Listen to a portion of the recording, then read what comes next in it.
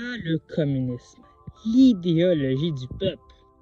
Ce tournant de passé a tout connu. D'après Wikipédia, le communisme est une forme d'organisation sociale, sans classe, sans État et sans monnaie, où les biens matériels seraient partagés.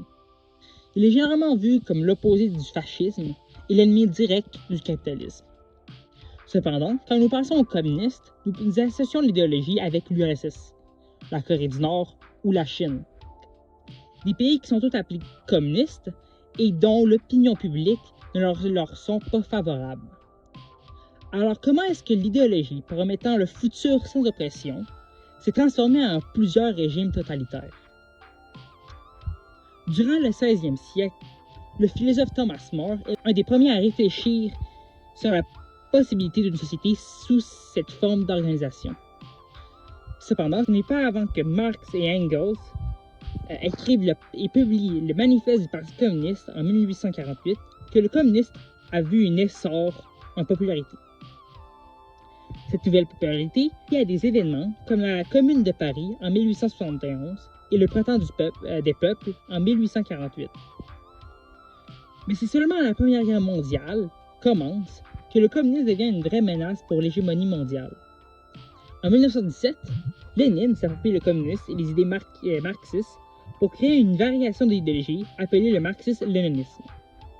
Dans la même année, il commence une révolution contre les tsars et gagne lors de la révolution de février.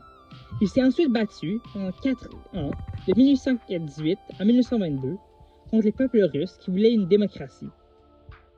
Lénine va finalement gagner le contrôle du pays et va gouverner de sa façon. Le marxisme-léninisme, cette variation du communisme, appelle pour un État totalitaire le temps de la transition en communiste véritable. Lénine va connaître un succès mixte. Il sera forcé de changer sa façon de faire à plusieurs reprises. Lénine va mourir en 1924, ce qui va être la fin au marxisme-léninisme, et à sa mort, Staline va prendre la relève en tant que chef de l'URSS. Lénine n'était pas parfait, mais il était bien mieux que Staline. Joseph Staline était un paranoïaque qui a pris le contrôle de l'État avec une grippe d'acier et ne l'a jamais relâché. Avec lui derrière le volant, selon moi, l'URSS est vraiment devenu un État totalitaire. Staline a éliminé tous ses opposants politiques et a contrôlé tous les aspects de la vie des habitants de l'Union. C'est la transformation du communiste en stalinisme. Il faut observer qu'à chaque changement dans l'idéologie, une personne est venue s'approprier le communisme pour le meilleur ou pour le pire. Cette forme d'appropriation est parfaitement normale. Cependant, pourquoi le communiste a vu un changement aussi perversif est lié à deux facteurs. Généralement, un dictateur peut mettre les qualités du communisme à sa manière et essayer d'appliquer d'une façon forcée l'idéologie sur un groupe qu'il représente. Ces caractéristiques grossières ont tous été là dans les révolutions communistes majeures. Mao Zedong, Vladimir Lénine et Joseph Staline sont, selon moi, les meilleures représentations de cette forme de corruption. Pouvons-nous donc dire que c'est le pouvoir qui corrompt? Oui et non.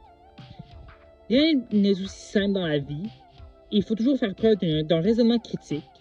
Cependant, dans ma vie de jeune adolescent, ça me semble que oui, c'est le pouvoir qui corrompt, ou plus précisément, c'est le manque de contestation de tes idées qui corrompt.